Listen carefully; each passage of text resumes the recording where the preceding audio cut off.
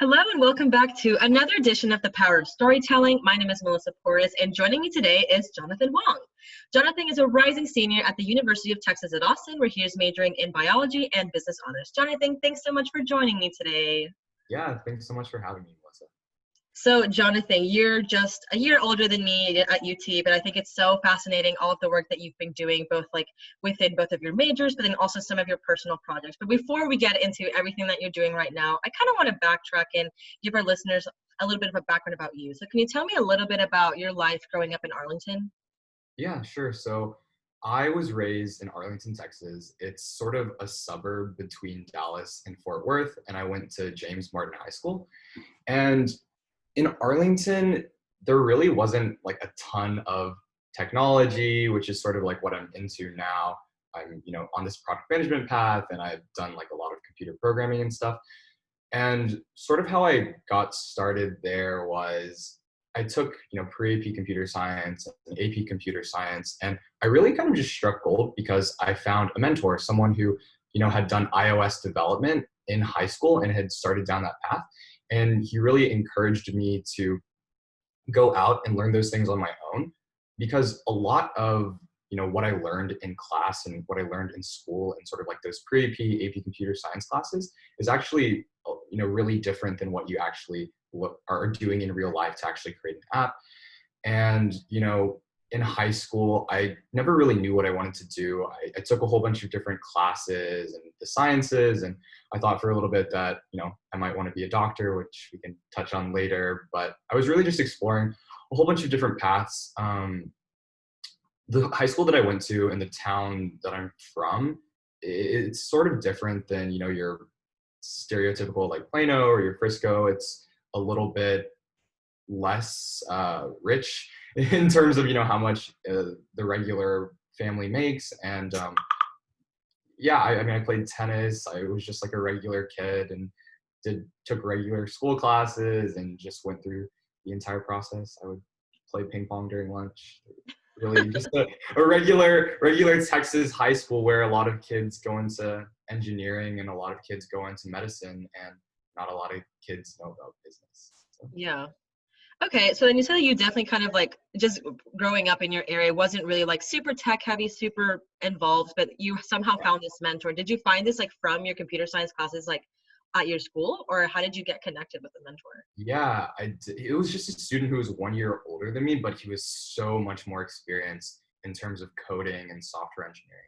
He was just in one of my classes, and actually he was in multiple of my classes, and we just got to talking about, I mean, Chance the Rapper's new album, like Coloring Book, long time ago. But yeah, but then we also talked a lot about computer science, and he really like opened my eyes to the ability to self-learn and to self-teach these things that you think are super, super complicated, but in reality, they're not that hard, and pretty much anyone can learn it as long as you put enough time into it.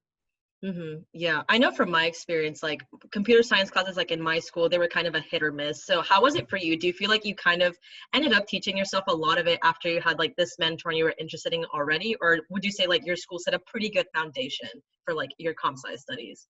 You know what? I was really lucky. I had a really good computer science education. The teacher that we had there actually was hired by Google to teach the kids Oh, wow. of their employees computer science during the summers. So he Hmm. was a really, really charismatic guy. He really, really loved his job, and he actually convinced a ton of students in our high school class to go into computer science. So really, really, really good foundation. Yeah. So then for you, how did that, like in the studies you took, kind of contributed to you choosing to go to UT or applying for UT and the Right. majors that you ended up doing? Right. So that's a funny story, because every single school that I applied to besides UT Austin, I applied as a computer science major. And, I got into some different, very good computer science schools, but I actually decided to apply to UT as business honors first and then computer science honors second. I really wanted to get into this joint BHP Turing, which is, joint honors computer science and honors business program here at UT. And they Mhm. said to put whatever major that you want the most first. And so I put BHP first because I figured I had this background in computer science and I would be able to more likely get both of those majors if I just put business as my first. But what actually ended up happening is I did not get into the computer science honors program. I only actually got into business honors, and BHP gave me the BHP scholarship, which is what convinced me to go to UT rather than paying, say, $65,000 a year to go anywhere else for a computer science degree. Right. Yeah. And I know, like, despite not getting Turing, like, you're still like actively taking comp sci classes. You're working towards getting like your comp sci certificate. So would you say that in the end, do you think it kind of ended up working out better? I guess I feel like now you have a bit more flexibility with your schedule, at least. Yes, I would say that. It's definitely hard coming in and wanting to do tech and not having a computer science degree. But if you work really hard and you self-teach, there are tons of different resources. And also, I'm glad that I didn't have to pay $240,000 for an education. Oh yeah, I don't doubt it. But I mean, and I know you mentioned, so it's like going back to what you said is, I know for a while you kind of thought like in high school you were really interested in tech, but then you also kind of thought about, oh, maybe you want to go into the medical field. So I know you're also taking coursework in bio. So can you kind of talk a little bit about how all of those interests sort of play on each other, or maybe don't? Yeah, definitely. Well, sorry. I think one thing to know is that your interests don't always have to play into each other. Sometimes you can just find a way to connect the dots backwards. I would say do things that you're interested in. Like take classes that you're interested in, self-study, watch YouTube videos. I watched a lot of YouTube videos over things that I was interested in. And coming into college, I didn't know what I wanted to do at all. Still maybe to this day, I don't 100% know what I want to do, but I knew that I was interested in, healthcare a little bit. So I took on like biology and chemistry classes. I knew that I was sort of interested in business. I had this idea of, starting my own company. And that's something that I still really, really, really want to do in the future, which is why I majored in business to learn those things. And then lastly, in terms of technology, I signed up for some computer science certificate classes, but I also did a lot of self-learning and self-teaching. Mm-hmm. Yeah. And sort of the way that all of those things play together is that I'm really interested in the healthcare technology space. So sort of the first semester that I came into college, didn't really know what I wanted to do. I was down this pre-med track because I didn't really think that I could do tech because I didn't have a computer science degree. And I joined this program called the Health Leadership Apprenticeship. It's here at Dell Medical School, which is the medical school that's associated with UT. Mm-hmm. And I was lucky enough to get placed with the CTO there. His name's Dr. Rick Peters. And we did a research project of creating an electronic health record, which is what doctors use to write down patient information. And I helped create an electronic health record where you could input data using solely your voice. So think of like Siri, like, hey Siri, like input all this data. And through that, I was able to sort of explore healthcare things and technology things. And now that I'm here where I am, that's how I tie things together, right? I'll like try to find things at the intersection of what I'm interested in and sort of pursue those opportunities. Mm-hmm. No, that's super cool. But I feel like definitely, and one of the things that really stands out to me about you is that I think it's really important to also highlight how, despite you kind of being like predominantly a business major, like that's what you entered UT as, I think Right. people get really caught up with the idea of like being a certain major or following a certain curriculum. You kind of have to fit like a certain mold. So were there any challenges that I guess you faced, like either from like your friends or just kind of sitting in your classes like, wow, like this is so boring, I would rather be doing this, or like doing something like more tech related? Or did you ever feel like that? Yeah, I mean, I think everyone feels like that, right? Because the classes that you take in school are most of the time not going to be correlated to what you're actually going to be working in or what you're actually interested in. I think what's really, really important and what kind of helped me get through certain classes that I wasn't the most interested in is I tried to think about it from my perspective in the future, thinking about how these things could help me. But yeah, it would be a total lie to say that having this label of a business degree didn't slow me down or hinder me in pursuing things that I was like interested in. Yeah, I mean, pretty much every single opportunity from like health tech and like Dell Medical School to going into tech to learning tech and like software engineering, Absolutely. People label me as a business major. They're like, why are you doing these things? And something that's really important to just keep in mind whenever you're pursuing things that you're interested in is the labels that are put onto you from whatever school you're from, whatever city you're from, whatever major you're in, whatever like race, gender, anything. Those are just superimposed on you by other people who don't know anything about you and don't know your interests. So I'd say just like stay really, really true to yourself. I've taken a lot of L's, and so have many other people. But like one of those L's, obviously being not be getting into the computer science program here at UT. Obviously, it's really, really competitive. It's really, really hard.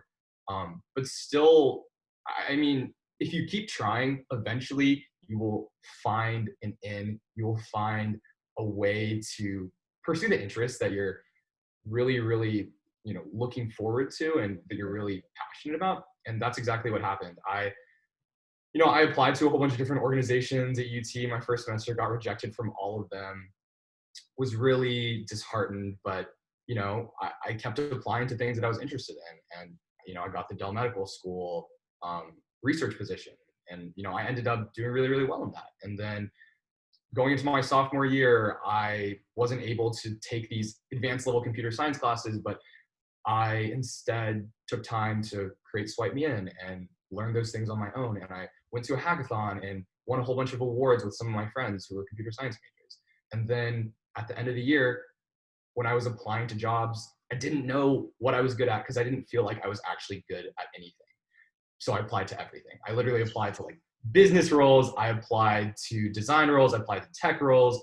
And then I got super, super, super, super lucky.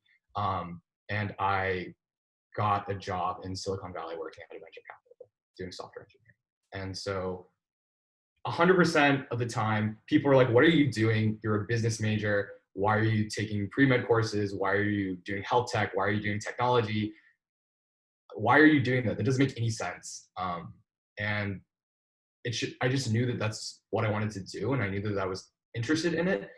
And I kept going at it, and I just got lucky. But sometimes luck is all you need. I wouldn't say you got lucky. I mean, you've worked on it so hard. It's really evident. So that's amazing. I love to hear that. But okay, you mentioned Swipe Me In, and that's something I actually wanted to touch on. Yeah. So this is, like you said, it was your sophomore year plan. Like I'm very familiar with it because I go here. But could you kind of talk for our listeners, give them like an overview of what it was, and I guess how it went, launching Swipe Me In your sophomore year? Sure. So after my freshman year, I'd say first semester, I was super disheartened, didn't think I would ever be able to get into tech because of my non-CS background, because of whatever. But coming out of that research project with the CTO at Dell Medical School, he gave me a lot more faith and a lot more self-esteem in myself, because during the project I had to self-learn again, and I realized that I actually could self-learn and I actually could do these things. And so coming into sophomore year, I had this idea. I was talking with my roommate one day, and I don't know how many of you guys are familiar with how college campuses work or how living on them or eating on them works. But when you're a freshman, or you're just deciding to live on campus, if you want to live in a dorm on campus, then you are required to buy a meal plan. And what a meal plan does is it allows you to eat at these college cafeterias that are located inside of the dorms. And when I entered into UT, what would happen is that they would give you a set amount of money to dine in on campus, and you were required to pay like $1,000 or $2,000 for a set amount of meals. And at the end of the semester, if you didn't use the $2,000 that you had already prepaid for, that would get completely erased from your account and you wouldn't be able to use it for anything. So what a lot of people would do is with the remaining money, they would go to these stores that they have inside of the dorms, and they would buy like $7 Cheeto bags and get like totally ripped off, but at least they would have like maybe a ton of snacks at a ridiculous price or premium for the next year. And that seemed really, really ridiculous to us because one, you prepaid for it. That should just stay in your account forever. That doesn't make any sense. And then two was the fact that for a student who didn't have that prepaid meal plan, they would have to pay double the price of what a student with a prepaid meal plan would. So if you had imagine a $2,000 bank account for a student who's staying on campus who prepaid for those meals. Every single meal into this all-you-can-eat dining hall would be $5. But if you had an off-campus student or someone who didn't stay on campus and didn't have that prepaid meal plan, they would have to pay around $11 for that. And so the idea was really, really simple. At the beginning, it was to reduce waste and to make meals just cheaper for students who wanted to eat on campus. The idea was to connect students who had this excess amount of dining dollars that they were just not going to spend, and to connect them to students who wanted a cheap and affordable all-you-can-eat meal on campus. So what would happen is the student who lived off campus who wanted a cheap meal would pay $5 for that meal. $4 of that meal would then go to the student who is selling the meal and getting real money in return for the prepaid meals that they would otherwise waste. Mm-hmm. And then in the middle, from the $1, first of all, there's like a transaction fee because of the payment processing platform that we use. But then the rest of that money went to UT's food bank, which provided food for students in need. And yeah, that was sort of the idea coming in. I started it at Hack Texas. I designed the entire thing myself in Sketch, and then I recruited a team of 3 Turing scholars, and together we built the MVP at Hack Texas.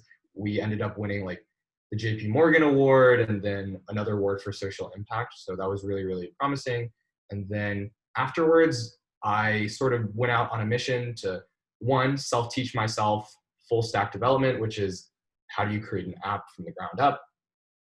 And I was able to sort of fill in all the holes to the MVP myself. And that was really how I learned how to code really well. Like that's how I learned software engineering for real. And I found that it's really hard to just go on a course and be like, yeah, I want to learn how to code. It's a lot easier when you have a goal in mind of something that you want to create, because if you don't learn how to code or do a certain thing, you're not able to actually achieve your end goal. So that's what I did. I built it up. I brought on a super, super awesome co-founder, Mary Catherine, and then we got accepted into Longhorn Startup Lab, which is sort of this startup incubator class here at UT Austin. Super awesome, run by Josh Baer, the CEO and founder of Capital Factory. We learned a lot, and then we launched. And we were not around for very long. We were around for maybe a month or 2 months. We got maybe 100 transactions, which was super cool. But then UT decided to change their meal swipe system, coincidentally, right? They decided to change it so that every single student would have unlimited meal swipes in, which was good. Good for the community. And it was kind of it wasn't good for Swipe Me In, obviously, because it totally invalidated everything that we had created. But it was overall really good. We were honestly trying to, make a statement. We're trying to reduce waste. We were trying to get students cheaper meals. And yeah, it at the end of the day, it worked out. And it was a really, really great learning experience. So yeah, Swipe Me In a nutshell, I guess. Did you ever, whenever you and Mary Catherine kind of coming up with the idea, and once you had it more developed, did you ever meet with faculty and just talk to them about food? Yeah, absolutely. Yeah, what was absolutely, that like? Yeah. Okay, so something that I found out is really cool is that if you just reach out to someone and you are very genuine and you just want to ask them questions, or you genuinely want to do something good, people will talk to you. It's crazy. Literally, probably anyone will talk to you. It's crazy. I think 80% or 90% of the people that we reached out to and we had an ask and we told them our mission and all these things, they said, yeah, for sure. We want to help. How can we help? And I think a really clear example of that was at the beginning, we're how do we get the word out? How do we get people to know what we're doing? Mm-hmm. And an idea that we had was, why don't we just go speak at the big auditoriums that we have on campus? There are classes here at UT where you'll literally have 400, 500 people in one classroom. And so we reached out to all those professors. We reached out to the intro chemistry, intro biology, those sort of classes, or, required core classes, history. And we said, hey, can we have 2 minutes at the beginning of your class to just talk to everyone there? And they pretty much all said yes. So for a big portion of like a month, and for like a solid portion of a month in my sophomore year, I honestly like just wasn't going to classes, and I was just going to other people's classes and pitching it and seeing people sign up, and it was a lot of fun, really. I also spoke to a whole bunch of different people. We tried to reach out to the UT admin who like essentially run the food and dining program, and we're like, hey, would be super cool if we partnered up on this, but then they totally ghosted us, which is whatever. And then we talked with UT Outpost, which is the food bank. And like, yeah, this is really cool. Good stuff. But they're also like really, really busy and just doing their everyday operations. And they're like, yeah, we totally support this. And thank you for the money, I guess. Yeah, let's see. Who else did we talk to? I mean, I feel like we talked to so many people. When you're saying that you're an entrepreneur on a student campus, or talking to anyone, especially on UT's campus, or I'm pretty sure anywhere, they just want to help. People want to help. And I think that's the most valuable lesson that I got. It's like, don't be scared to reach out to other people, because they will want to help you most of the time. Yeah. It's like, how was your experience with Longhorn Startup Lab? Do you feel like, even though like you said, like Swipe Me was kind of a much shorter project after UT kind of changed their policy regarding like meal plans, was there anything like super valuable that you say you learned from there, or something that you wouldn't have gained otherwise in a classroom? Yes. I think the most valuable thing that I learned from Longhorn Startup Lab is seeing that normal people do really, really cool things. And by normal people, all I'm saying is, whenever you have these figures in your head of really successful entrepreneurs or people who've done really, really awesome things, you sort of hold them on a pedestal in your head. You think that they're somehow were born innately better, or that they were somehow, I don't know, just like geniuses from the get-go. But in reality, that's not it at all. Everyone is human, and everyone is pretty much the same. It's like really, really, or at least everyone's really, really close. And seeing that was very helpful, because it helped me realize that I'm really not that different from these people who are doing really amazing, successful, great things. Only difference is that they went out and grinded, and they got lucky, and they tried really, really hard. And I think that was the most incredible thing that I learned from Longhorn Startup Lab. You had these obviously incredibly intelligent, hardworking, dedicated people working on awesome things, but at the same time, they were regular, normal people who went to regular, normal high schools, who took regular, normal classes. And meeting Josh and a lot of successful entrepreneurs at Longhorn Startup Lab, I got that same exact vibe. It was really cool, because it's really inspiring that normal people who work really hard and try really hard and have really great ideas can do really cool stuff. Yeah, that's awesome. Well, so your background, I mean, you've had so many incredible and like unique experiences, from Swipe Me and entrepreneurship, obviously working with venture capital, working with Dell Med, and now you're currently a PM intern for Roblox. So after this summer and after you finish up your coming year, like, do you think you have any better, like, do you have more clarity as to maybe what you want to do, what your next project might be? What are you thinking? Yeah, so I think we have my freshman, sophomore year pretty covered. In general, like, a lot of paths are very circuitous. You never know what the next step is going to be. But after my sophomore year, I got this internship at a place called True Ventures, and it's a venture capital firm in San Francisco. I was able to spend one day out of the week with them, with my fellows, as they call them. And then the rest of the 4 out of the 5 days, I worked at a seed stage startup called Pulse Q&A. They were funded by Y Combinator, and they were very, very early stage. And at that place, at Pulse, I did software engineering. I learned a lot about tech. I don't think I've ever wanted to really go into software engineering, but it was really, really good to help my skill set and help me really better understand the tech side and how to code and how these software businesses are made. I've always known that I want to create my own business, and I really, really like starting things and solving problems with technology and just building really, really cool products that other people like to use. Mhm. And so after software engineering, honestly, I was still pretty half and half between pre-med and going into tech. One of the reasons is I kind of have this like philosophy that whatever I do, I want to have some sort of positive social impact on the world. And I think through being a doctor, it's very, very easy and very, very evident what positive impact you're having. And I think it's really, really hard to beat that sort of tangible impact that you get as a doctor. But after going through tech, I realized that I have this, tech skill set that I've worked on, that I built up, and being a doctor takes a really long time. It takes like, it literally takes 8 years from the time that you graduate college. Yeah. So I was like, well, maybe I'll just take a couple years off and try something new, try something different before I totally commit to 8 more years of my life. And so I learned of this thing called product management. As a product manager, you're sort of responsible for the success of a product, and a product could be like the Facebook app, or it could be the Messenger app. But usually it's a little bit smaller. Maybe it's like the image feature on like Facebook newsfeed, right? Something like that.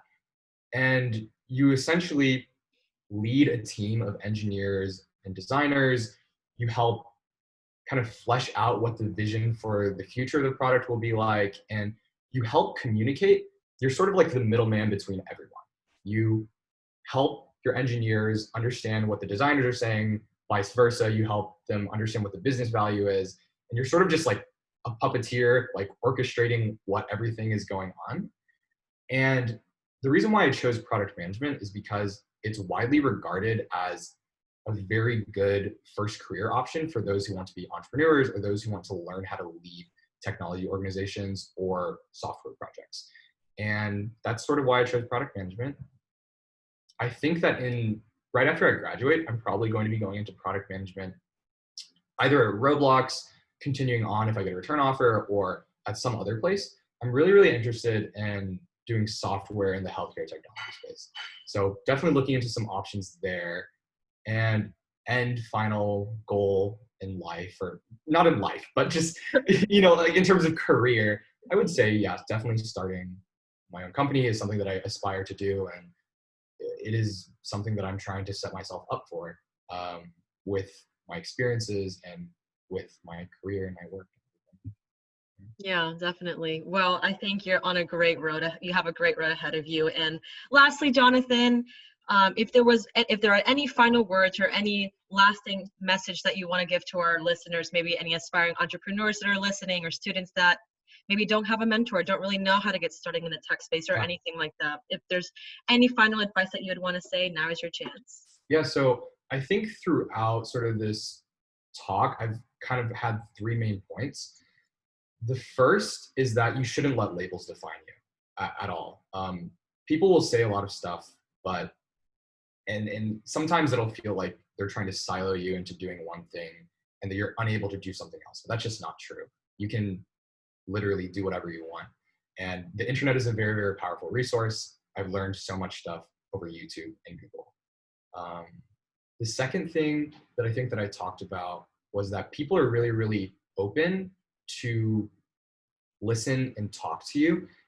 And that, yeah, I mean, literally, I, I emailed like CEOs of like different companies and like heads of different department of faculty of staff. And I was like, there's no way these people are going to ever reach back and talk to me. And so if you don't have a mentor, or you don't know where to look for a mentor, honestly, look for products or companies or businesses or people in your community that you really, really respect. And you may not think that they'll ever reach back to you or respond to your emails, but honestly, they probably will. So try, right? The only thing that they can happen is that they don't answer, and at least you will try. And then lastly, something to remember is that people who you really, really respect and people who have done really, really awesome things are not inherently and innately different than you are. They are not born with like this destiny to have created this thing. They are not somehow way smarter or more talented or whatever than you are. And that's something that's really, really important to remember and internalize, because you can do those things just as much as anyone else can. Yeah, and I think those are the three main points that I think I've learned over the last however many years that I've been around. And it's those are points that are really hard to internalize and really hard to believe, but at the end of the day, they are true. And if you do internalize them, you can use that information really well. So that's it. Jonathan, thank you so much for joining me today. I hope this interview was as fun for you as it was for me. Yeah, it was a lot of fun. I feel like I talked too much. Next time I need to interview. No, it was great. Well, thank you so much, to our listeners. Thanks for tuning in. Bye-bye. Awesome. Have a good rest of the day.